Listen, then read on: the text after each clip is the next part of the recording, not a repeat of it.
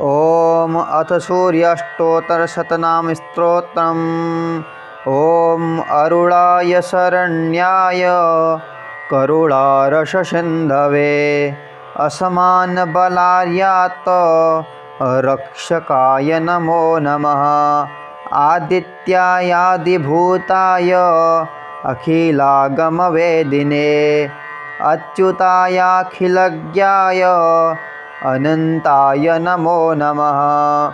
ईनाय विश्वरूपाय इज्यायेन्द्राय भानवे इन्दिरामन्दिराप्ताय वन्दिनीयाय ते नमः।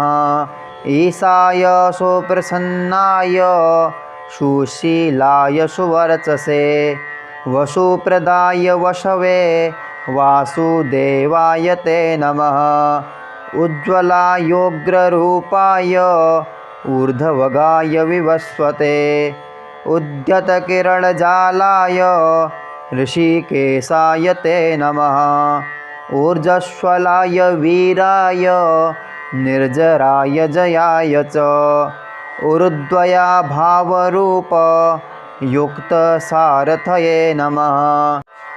ऋषिवन्धाय रूपघन्त्रे ऋश्चक्राय चराय च ऋजस्वभावचित्ताय नित्यस्तुत्याय ते नमः।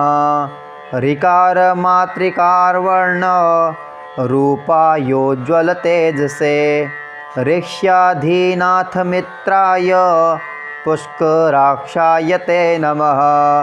लुप्तदन्ताय शान्ताय कान्तिदाय घनाय च कनकभूषाय खद्योताय नमो नमः। लोनिताखिलदैत्याय सत्यानन्दस्वरूपिणे अपवर्गप्रदायार्थ शरण्याय नमो नमः।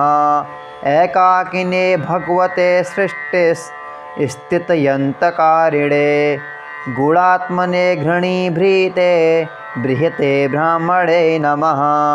ऐश्वर्यदाय सर्वाय हरिदस्वाय शौरये दशदिक्सम्प्रकाशाय भक्तवश्याय ते नमः।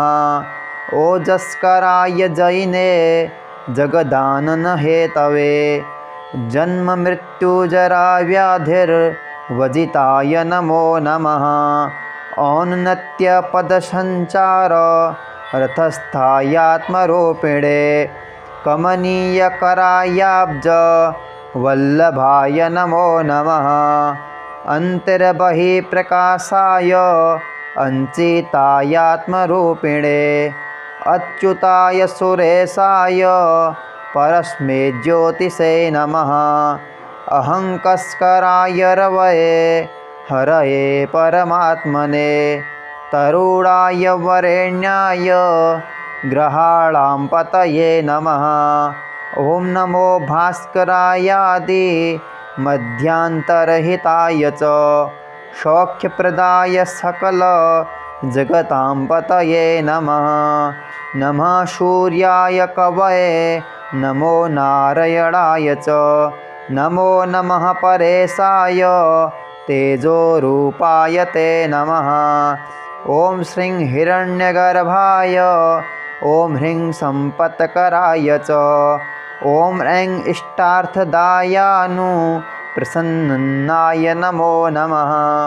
श्रीमते श्रेयसे भक्तकोटिसौख्यप्रदायिने निखिलागमवेद्याय नित्यानन्दाय ते नमः।